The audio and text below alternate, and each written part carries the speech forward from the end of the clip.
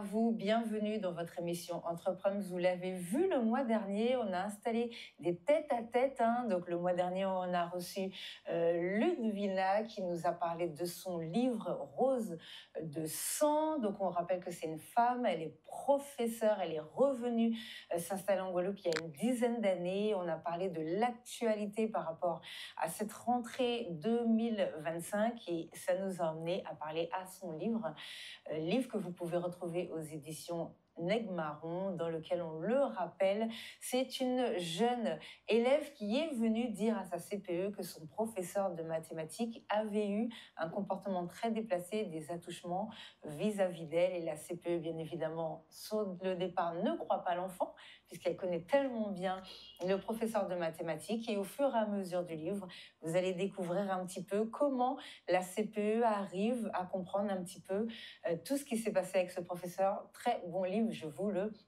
recommande. Ce soir, nous sommes dans un second tête-à-tête avec une jeune femme et c'est aussi un retour au pays. Elle va pouvoir se présenter, vous expliquer ce qu'elle a mis en place. Alors, il y a pas mal d'événements, même moi je vois un petit peu au loin parce que c'est vrai que des fois j'essaye de participer, mais comme vous le savez, je suis tout le temps à Canal en train d'essayer de vous donner d'autres informations, donc c'est pas forcément évident, mais vous allez voir, elle a mis quelque chose en place pour ce week-end en plus, il me semble. Le week-end prochain. Pour le week-end prochain, donc comme ça vous aurez tout le temps de vous inscrire. Elle va se présenter. Bonsoir. Bonsoir Sabine et merci beaucoup pour l'invitation. Alors avec plaisir, est-ce que vous pouvez vous présenter s'il vous plaît? Oui, alors je vais essayer de le faire brièvement. Vous pouvez prendre votre temps, on est là, bien sûr. Alors donc Katie Nestor, ça fait 1 an maintenant que je vis en Guadeloupe. Avant donc je vivais à Paris et je suis venue ici avec quelque chose qui me tenait vraiment à cœur, c'est le bien-être. Voilà, j'ai fait plus de 40 ans sur l'Hexagone, pris entre le métro, boulot, dodo. Et c'est vrai qu'en venant ici, j'aspirais effectivement à un retour aux sources, mais aussi à un retour au calme et à plus de centration en fait sur moi-même. Et je me suis rendu compte au fil de mes échanges, en discutant avec notamment pas mal de femmes qui ont des responsabilités, que j'étais peut-être pas la seule finalement à avoir besoin de me recentrer, d'être dans une démarche de détente et de reconnexion aussi à ma féminité. Et donc j'ai créé l'entreprise Kabawi, qui veut dire paisible en langue kalinago. Donc c'est la langue des premiers natifs des petites Antilles et qui veut dire paisible. Voilà. Et ce que je propose donc au jour d'aujourd'hui, c'est des expériences bien-être, donc sous différents formats. J'ai commencé avec des séjours bien-être au féminin, donc avec un premier concept qui s'appelle Happy Femininity. On a accueilli des groupes de femmes qui effectivement avaient besoin de faire une parenthèse avec leur quotidien. On parle beaucoup de charge mentale aujourd'hui des femmes, donc c'est vrai qu'elles avaient besoin en fait de se recentrer et surtout d'être dans leur corps plus que dans la tête. Et donc l'idée c'était aussi donc pour ces femmes qui viennent de l'extérieur, donc majoritairement des franciliennes. Donc c'était effectivement d'être dans de la détente, d'être aussi en relation avec d'autres femmes qu'elles ne connaissent pas, donc d'être dans une démarche de sororité aussi, donc de pouvoir soutenir, partager des expériences communes. Et puis la troisième chose, c'était aussi de visiter la Guadeloupe, mais à travers ce qu'elle a à offrir en termes de nature, de ressources. On a la chance ici d'avoir quand même une nature assez luxuriante, entre mer, montagne, rivière, alizé. Et donc c'est vrai que finalement on a quand même ici tout pour pouvoir justement se reconnecter à soi, être dans une démarche de détente, voire d'introspection. Parce que souvent, comme je le dis, les séjours qu'on propose, on peut le voir comme un voyage, mais c'est aussi un voyage à l'intérieur de soi. Donc voilà, donc c'était principalement ce que je proposais jusqu'au jour d'aujourd'hui. Et puis là, j'ai eu envie en fait de me diversifier, donc avec un nouveau concept, donc qui démarre dimanche prochain, donc dimanche 26, qui s'appelle Sunday Bliss. Et donc ça sera donc des rendez-vous tous les dimanches, enfin plus exactement 2 dimanches par mois, sur un bateau. Donc on est toujours quand même dans cette idée de voyage, de déplacement.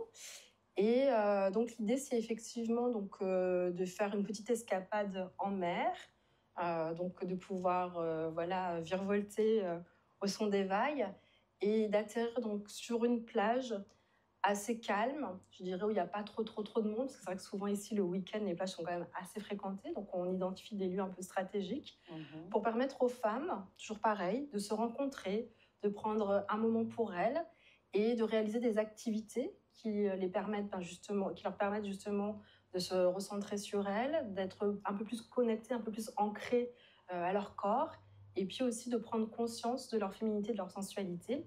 Donc pour ça, on a pour le moment 2 activités phares.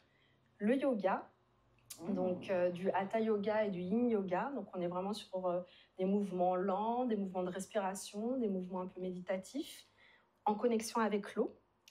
Et ensuite, on a une deuxième activité qui est de la danse sensuelle dans l'eau. Donc on parle souvent de sensual flow movement. Et donc l'idée, c'est vraiment de laisser libre corps, voilà, laisser, pardon, on va couper. Non, non, on va laisser On va l'imagination. Oui, voilà, on va laisser voilà, l'imagination s'exprimer et être vraiment dans un mouvement totalement libre pour exprimer qui on est, assumer qui on est, parce que souvent, moi la première, hein, d'ailleurs, c'était encore le cas il y a quelques petites secondes, on a des fois des conflits avec notre corps. Il y a des fois des choses qu'on n'apprécie pas forcément de son corps. On trouve souvent, quand on est une femme, qu'il y a trop ou pas assez. On est souvent des fois prisonnière de certains dictats aussi sociétaux. Et donc l'idée, c'est de commencer petit à petit à faire la paix aussi avec ce corps qui est un super véhicule, qui est une très belle enveloppe. Et donc ça passe aussi à travers le mouvement, la danse et le fait d'être tout ensemble aussi. L'idée, c'est de pouvoir se célébrer, de se soutenir et du coup d'être dans la bienveillance. Voilà. D'accord, alors merci beaucoup. Ça fait beaucoup de choses à développer. Déjà, donc on va parler tout à l'heure de l'événement sur le bateau, bien sur le bateau, bien pour comprendre comment vous avez l'idée, comment on en est arrivé là. Mais avant, du coup, parce que vous êtes dans le cadre d'un retour ou bien d'une arrivée en Guadeloupe, alors comment on se dit, je passe de métro au boulot dodo à monter une structure de bien-être. Est-ce que vous pouvez nous expliquer le cheminement, comment vous avez eu le déclic déjà de partir? Ensuite, comment on se dit, très important, il faut que vous nous expliquiez aussi le nom, comment on fait pour trouver ce nom-là? Et après, parce que vous aviez, comme je le disais tout à l'heure, des événements que vous aviez déjà mis en cours. Donc, comment est venue l'idée de ces événements-là et comment on en arrive au bateau? Comment ça se passe quand on réfléchit, quand on est vous? Comment on réfléchit? Alors, moi, je réfléchis beaucoup déjà. Voilà, mon cerveau, il est souvent en mouvement. Donc, c'est pour ça que moi-même, j'ai besoin aussi, par moment, de me recentrer, parce que sinon, ça chauffe un peu trop là-haut. Et donc, alors, tout simplement, comme je disais, moi, j'ai 43 ans aujourd'hui. Donc, ça fait plus de 40 ans, ça faisait plus de 40 ans que j'étais donc, sur le territoire hexagonal, donc principalement à Paris. Donc, pour les gens qui connaissent Paris, c'est pas une ville de tout repos. Souvent, on parle du stress parisien, d'un rythme assez effréné. Il y a même, il me semble, en ce moment, quelque chose qui remonte, c'est genre même le stress au niveau du bruit, parce qu'il y a tellement de bruit. On voit au niveau de la pollution, il y a des gens qui meurent, hein, des fois pour la pollution, donc il y a un stress, donc il y a plusieurs à stress. tous les niveaux, effectivement. Donc c'est vrai que moi, j'habite vraiment en plein cœur de Paris, hein. Donc effectivement, dans un quartier quand même plutôt animé. Le fait de prendre les transports en commun, donc nos journées souvent quand on est parisien, parisienne, elles sont aussi rythmées par les transports en commun, donc c'est vraiment la cohue le matin, la cohue le soir, s'il n'y a pas des perturbations, enfin voilà, donc c'est plein de petites micro-agressions comme ça qu'on subit finalement au quotidien, on ne s'en rend peut-être pas forcément compte, mais c'est vrai qu'au bout d'un moment, je commençais un peu à avoir une lassitude.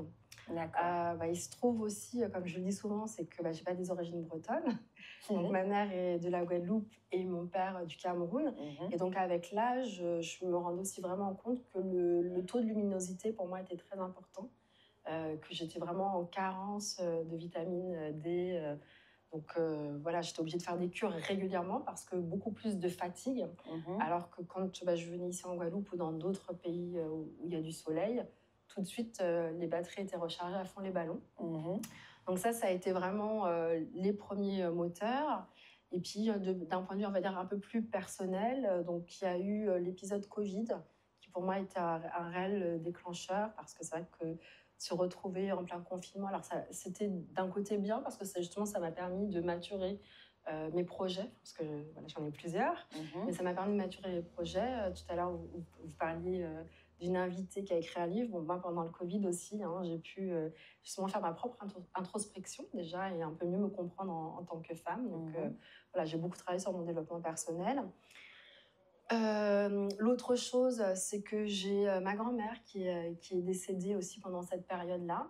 Et alors moi, je suis quelqu'un en général qui parle en français, qui rêve en français, voilà. Mes pensées sont en français. Et pour la première fois de ma vie, j'ai eu un flash avec voilà, un message qui est venu à moi qui me disait Arrêtez ici dans Foucan Chappé.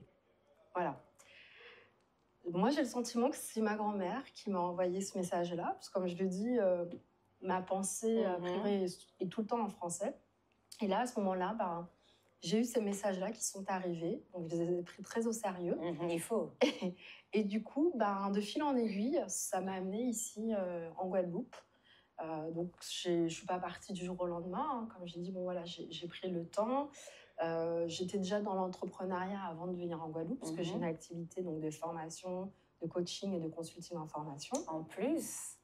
Donc, voilà. Donc, j'étais déjà quand même dans une démarche entrepreneuriale. J'avais donc aussi ce besoin de me réinventer en termes d'activité professionnelle, de mettre mes compétences au service de d'autres, peut-être différemment, parce que moi je suis quelqu'un qui aime me réinventer. Je me rends compte qu'aujourd'hui, si je regarde un peu tout ce que j'ai fait jusqu'à présent, je dirais que ma mission de vie, elle est quand même dédiée à l'humain. Voilà, j'ai commencé il y a très longtemps avec l'éducation des jeunes enfants. Ensuite, je suis allée du côté de la formation des adultes, le consulting et le coaching. Et très naturellement, du coup, m'est venue cette idée de penser au bien-être. Voilà. Donc déjà pour moi, comme je l'expliquais, et parce que je me rends compte que finalement, c'est une question assez centrale, en fait. Hein, peu importe qui on est, finalement, homme, femme, enfant, adulte. Voilà, je pense que ça touche vraiment tout le monde. On vit, je pense, tous plus ou moins dans des contextes finalement qui génèrent du stress et qui ont un fort impact sur notre santé physique, sur notre santé mentale. Et donc voilà, pour moi, c'était important de pouvoir, en tout cas, pouvoir aider les gens à peut-être justement prévenir ce stress, gagner en confort de vie, gagner en qualité de vie. Et donc, tout naturellement, j'ai envie de m'adresser en fait à des femmes qui me ressemblent un peu. Donc, des femmes qui sont actives, qui ont des responsabilités, qui peuvent des fois être prises par pas mal d'engagements, mais qui s'oublient, tout simplement. Effectivement. Et du coup, le nom, comment on se dit? On va prendre un nom en Kalinago. Oui, alors moi, c'était important, toujours un peu dans cette démarche d'ancrage, hein, finalement. Donc, voilà, je reviens dans la logique. Hein. J'ai ma grand-mère, a priori, qui m'a envoyé ce message de me dire pars de là où tu es. Donc, ça m'emmène ici en Guadeloupe. Et moi, souvent, dans tout ce que j'entreprends, je trouve que c'est très important de se connecter en fait à une source, à une origine. Donc, je trouve que bon, ici, on se trouve ici dans l'espace caraïbéen, donc avant la multitude, on va dire, du brassage ethnique qu'on a ici, il y avait aussi quand même des personnes qui étaient là. Donc, je trouvais que c'était aussi important, du coup, de valoriser aussi ce patrimoine-là en Guadeloupe. Et parce que je trouve aussi que, comment dire ça, je trouve que c'est important en fait dans tout ce qu'on fait, d'en donner en fait une signification, une symbolique. Et donc pour moi, le côté paisible, c'est quelque chose qui est central moi dans ma vie. C'est quelque chose du coup que j'avais envie de porter aussi au sein d'une entreprise. C'est quelque chose que j'ai envie de valoriser et de défendre aussi ici parce que je me rends compte aussi qu'ici, il y a du stress. Hein. Les gens passent beaucoup de temps sur la route. Avec les ralentissements, les embouteillages et tout ce que ça peut du coup générer en termes de tension. Les contextes professionnels ne sont pas toujours apaisés. Des fois, dans les familles aussi, du coup, on peut retrouver aussi certaines formes de tension. Donc, je me rends compte, du coup, en venant ici, que cette question-là aussi, elle est centrale. Et donc, Kabaoui, c'est aussi cette volonté aussi d'apporter quelque part un souffle de légèreté, de zénitude ici. D'accord. Et du coup, les événements, ce que je posais comme question, que vous Ouais. aviez organisés, comment c'est venu l'idée? Pourquoi? Ouais. Pour combler quel Ouais. besoin? Alors, c'est vrai que je suis venue ici, alors j'avais déjà, parce que je venais quand même souvent ici en vacances, j'ai eu Mhm. l'occasion de venir plusieurs fois, donc comme je dis, j'avais déjà un peu pris le poumon, on va dire, de l'île.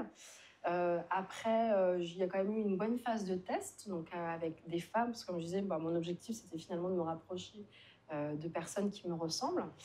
Et parce que je pense que finalement, souvent, on attire aussi ce qu'on vibre, hein, Mhm. voilà. Et donc, du coup, j'ai eu beaucoup de femmes ici en Guadeloupe qui m'ont contactée, avec qui j'ai pu échanger et recueillir donc une multitude de besoins. Et donc, bah, tout ce que je vous exposais auparavant, voilà, les tensions familiales au sein de l'activité professionnelle, le contexte, le climat aussi qui peut des fois procurer certaines formes de stress sont quand même assez palpables. Je me rends compte aussi que, enfin, je me suis rendu compte aussi que, bon, ça commence à venir, mais c'est vrai que la démarche, on va dire, du care, de l'accompagnement, du soin, donc pas médical, autre que Mhm. médical, Mhm. ici, elle reste, je dirais, encore, voilà, encore un petit peu timide. Je pense qu'on est au balbutiement par rapport à d'autres sociétés. Et le besoin est quand même là.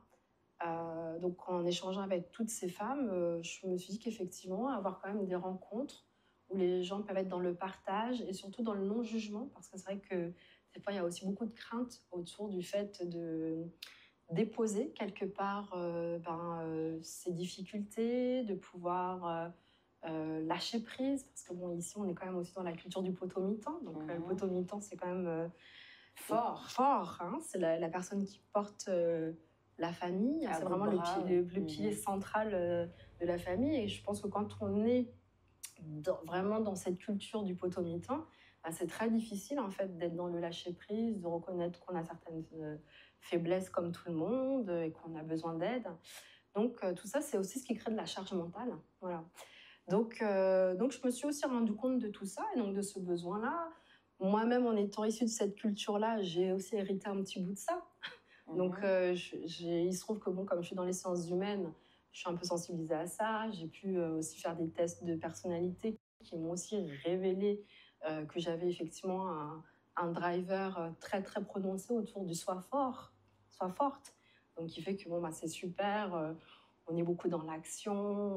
On peut affronter pas mal de challenges, mais du coup, on a du mal à demander de l'aide. On a du mal voilà, à se laisser porter. Donc voilà, donc j'ai échangé avec beaucoup de femmes avec qui voilà, j'ai pu un peu identifier tout ça, qui se sentaient finalement seules aussi hein, dans quelque part les problématiques qu'elles rencontrent. Et d'ailleurs, ça se transmet, ça se transcrit Mmh. plutôt concrètement, puisque nous avons des chiffres qui sont tombés, Mmh. d'ailleurs, que j'ai déjà eu l'occasion d'annoncer en début d'année, où on a vu que les Guadeloupéens sont beaucoup plus dépressifs Ah oui, qu'avant. ah oui, bah, j'avais pas ces chiffres-là, mais du Mhm. coup, ouais, je serais curieuse de voir l'étude, mais bon, donc voilà, moi c'est vraiment empirique, hein, donc c'est Mhm. en échangeant avec ces jeunes femmes-là, oui, que je me rends compte effectivement Qu'il y a un problème qu'il y quelque a part. effectivement des besoins, quoi, réellement.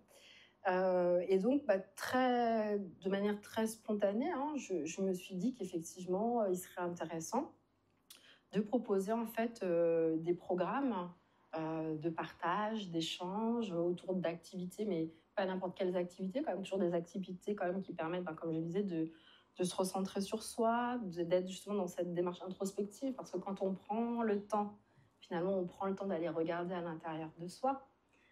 Quand on commence à regarder à l'intérieur de soi, on peut s'autoriser à exprimer. Mhm. Voilà. Il se trouve que, étant dans cette démarche d'accompagnement, je pense que j'ai aussi cette capacité de pouvoir accueillir ce qui s'exprime. Hein, c'est pas donné à tout le monde. Bon, voilà, j'ai le parcours professionnel qui me permet cela aussi. Mhm. Et donc d'accueillir, de pouvoir mettre des mots dessus, de pouvoir peut-être reformuler aussi de manière à ce que ça soit constructive.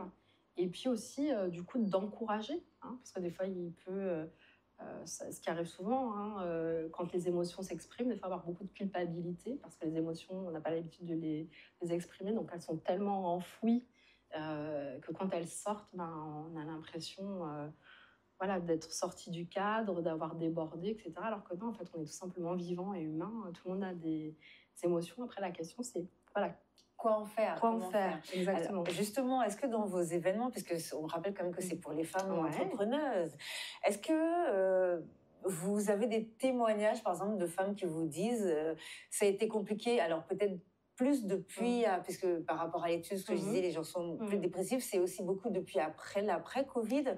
Au niveau du secteur économique, ça a été compliqué pour beaucoup de Tout à chefs fait. Mm. Mhm. d'entreprise. Donc, est-ce que des femmes vous ont dit non, moi je ne sais pas si je dois, je réfléchis à savoir si je dois fermer, ouvrir autre Mm. chose, ou si Mm. mon chiffre d'affaires ne fonctionne pas, est-ce que, tiens, avec votre événement, j'ai pu échanger, j'ai pu Mm. avoir des idées. Mm. Concrètement, comment Ouais. ça se passe? Est-ce que lorsqu'elles se confient, Ouais. elles arrivent Mm. à faire un autre réseau, un Ouais. autre raisonnement entre elles? Alors c'est vrai qu'au départ, hein, il peut s'exprimer des problématiques, on va dire, purement professionnelles autour de l'activité. Donc, effectivement, la crainte, effectivement, de mettre la clé sous le paillasson ou quand on est maman solo. De ne pas réussir à tout gérer avec le Voilà, planning? exactement. Donc, ça, c'est ce qui revient quand même assez souvent.